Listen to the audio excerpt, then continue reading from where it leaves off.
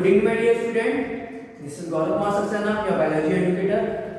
अगर आप लोग चैनल में नए हैं तो प्लीज उसको सब्सक्राइब कर लीजिए और नीचे जो बेल बटन है उसको प्लीज प्रेस कर लीजिए फॉर रेगुलर नोटिफिकेशन। तो आज हमको बात करनी है साइक्लिक फोटोफॉस्फोराइलेशन। जिन स्टूडेंट्स ने नॉन साइक्लिक फोटोफॉस्फोराइलेशन नहीं देखा है तो प्लीज उसको एक बार देख लीजिए। इसके बाद आपको साइक्लिक फोटोफॉस्फोराइलेशन अच्छे से समझ आएगा। क्योंकि जो आपका नॉन साइक्लिक फोटोफॉस्फोराइलेशन है इसमें आपका कॉन्सेप्ट रहेगा कि क्या इलेक्ट्रॉन एक्सेप्टर होते हैं, क्या लैग ट्रांजिस्टर कॉम्प्लेक्स होता है और क्या आपका प्राइमरी इलेक्ट्रॉन एक्सेप्टर्स होते हैं। बेसिकली लास्ट क्लास में, लास्ट लेक्चर में, लास्ट वीडियो में हमने जानने की कोशिश करी थी कि नॉन साइक्लिक फोटोफॉस्फोराइलेशन जो कि आपका लाइट रिएक्शन का पार्ट है। दोस्तों हम आपसे माफी मांगना चाहेंगे कि थोड़ा सा वीडियो रात में बन रहा है और बिल्कुल ही जो ये हॉल है बिल्कुल ही रोड के किनारे है, तो अगर कोई भी बैकग्राउंड नॉइज आती है तो please I am really sorry for that. आप प्लीज इसमें थोड़ा सा फोकस करिए। जब आप फोकस करेंगे तो आपको कोई भी बैकग्राउंड नॉइज आपको कोई भी सुनाई नहीं देगी।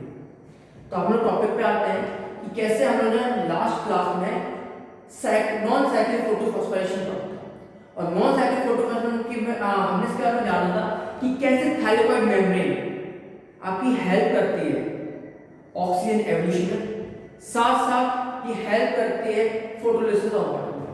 तो आज हम लोग पढ़ने वाले हैं बहुत ही छोटा सा concept, cyclic photo phosphorylation. Cyclic photo phosphorylation. Phosphorylation मतलब होता है, हमने आपको लास्ट क्लास में बताया था, फॉर्मेशन ऑफ एटीपी। फॉस्फोराइलेशन मतलब होता है फॉर्मेशन ऑफ एटीपी और आगे लगा फोटो मींस लाइट। कहने का मतलब लाइट के प्रेजेंस में एटीपी का फॉर्मेशन हो रहा है।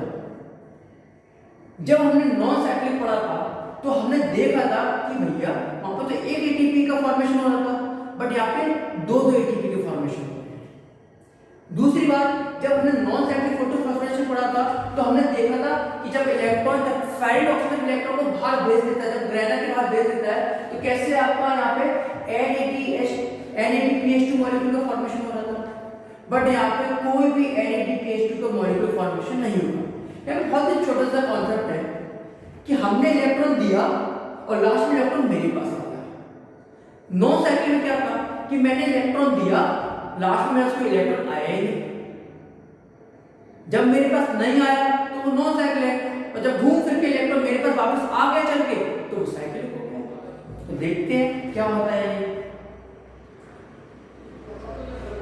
अब बेसिकली आपको छोटी सी चीज और बताना है कि मैंने आपको लास्ट लेक्चर में बताया था कि जो आपकी नॉन साइक्लिक फोटोफॉस्फोराइलेशन होती है वो आपको होती है थाइलाकोइड मेम्ब्रेन में, और जो आपकी साइक्लिक फोटोफॉस्फोराइलेशन होती है ये होती है आपके स्ट्रोमल लेमिना में। कहां पे होती है? आपके स्ट्रोमल लेमिना में होती है। और स्ट्रोमल लेमिना को हम क्या कहते हैं? कनेक्टिंग थ्रेड्स भी कहते हैं। These are known as connecting threads.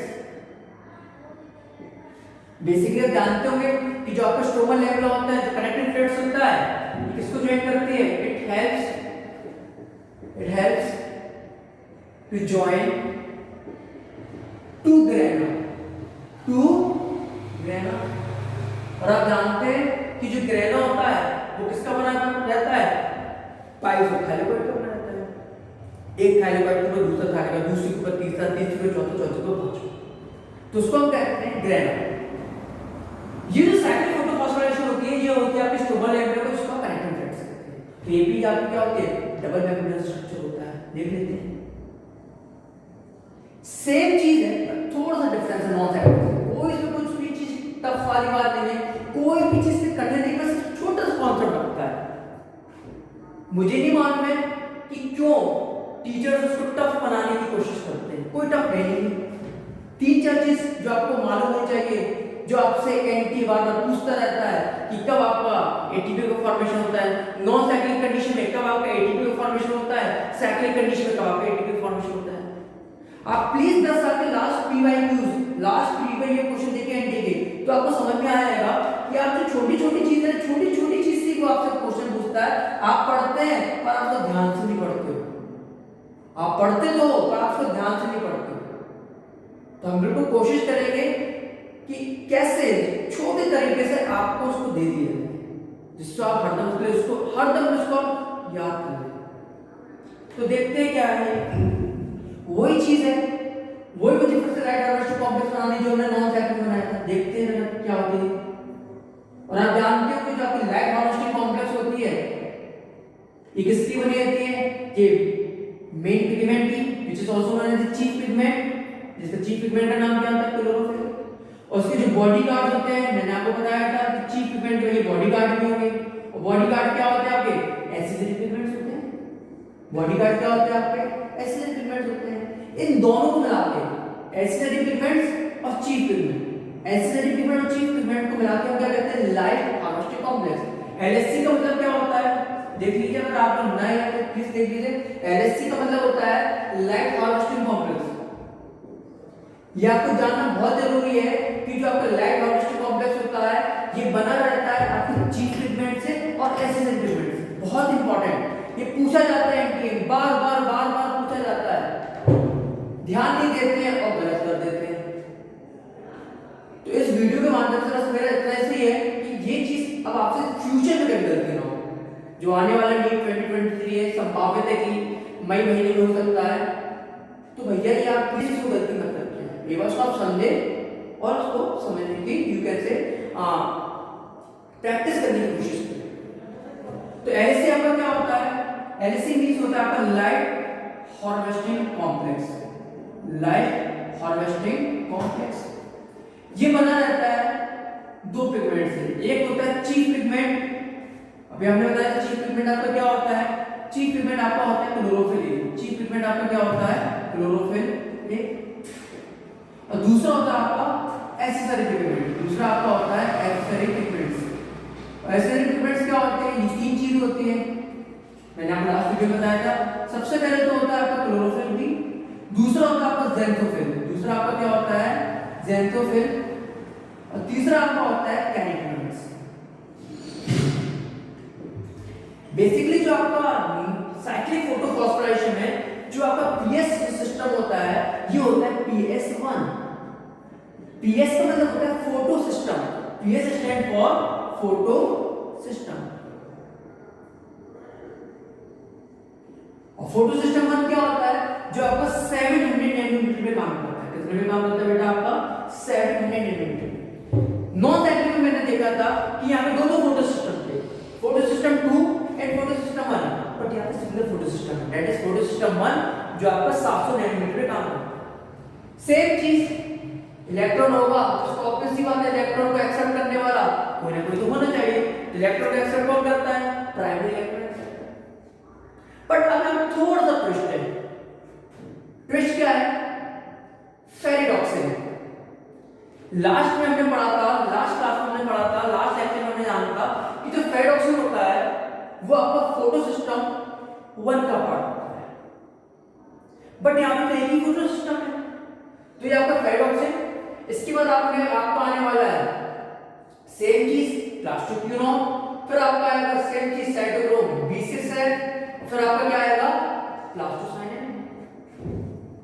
Ferredoxin, plastoquinone, cytochrome B6 है और प्लास्टोसाइनिन, ये सब आपके क्या है, ये सब आपके इलेक्ट्रॉन एक्सेप्टर है। हमें मैं आपको प्लीज यहाँ पे थोड़ा सा देख लेना, जब नाम लिख देते हैं कि अपने लास्ट क्लास में लिखा था, अगर मैं इसका पूरा नाम लिखूंगा तो बहुत ही ज्यादा हॉश पॉश हो जाएगा। तो FD स्टैंड फॉर फेरिडॉक्सिन, जो आपका FD होता है दैट स्टैंड फॉर फेरिडॉक्सिन। और ये सब के सब आपके क्या होते हैं, इलेक्ट्रॉन एक्सेप्टर होते हैं। दूसरा होता है PQ। PQ क्या होता है आपका, PQ होता है प्लास्टोक्यूनोन। फिर होता है C/B6 है, C/B6 का नाम क्या होता है, साइटोक्रोम। क्या होता है इसका नाम, साइटोक्रोम, साइटोक्रोम B6F। इसके बाद आता है PC, PC stand for plastocyanin, plastocyanin. ये सब के सब क्या है, ये सब के सब है आपके इलेक्ट्रॉन एक्सेप्टर्स। वही सेम चीज है जो आपने नॉन साइक्लिक पढ़ा था। यहाँ पे आपके आगे सन गॉड, और आप जानते हो कि सन आपका अल्टीमेट सोर्स ऑफ एनर्जी पूरे बायोस्फीयर का, पूरे आपके सोलर सिस्टम। सन से आपको क्या मिला, सन से फोटॉन्स। सन से आपको क्या मिला? फोटॉन्स मिले।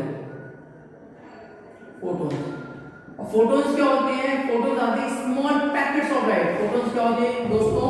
ये होती है आपकी स्मॉल पैकेट ऑफ लाइट। और आप जानते हो एनर्जी कोई भी होती है वो इलेक्ट्रॉन के फॉर्म में ट्रैवल करती है। जो भी एनर्जी होती है किसके फॉर्म में ट्रैवल करती है? इलेक्ट्रॉन के फॉर्म में ट्रैवल करती है। लाइट डायरेक्टली क्लोरोफिल के पास नहीं आएगी, चीफ पिगमेंट पास नहीं आएगी। सबसे पहले वो अपॉइंटमेंट लेगी। किससे अपॉइंटमेंट लेगी? ऐसे पिगमेंट से अपॉइंटमेंट लेगी। क्लोरोफिल भी, जेंथोफिल और कैरोफिल। इसके बाद जब लाइट एब्जॉर्ब कर लेंगे ऐसे पिगमेंट, इसके बाद वो लाइट किसको पास कर देंगी? वो इलेक्ट्रॉन एनर्जी किसको पास कर देंगे? आपकी चीफ पिगमेंट को, दैट इज क्लोरोफिल ए।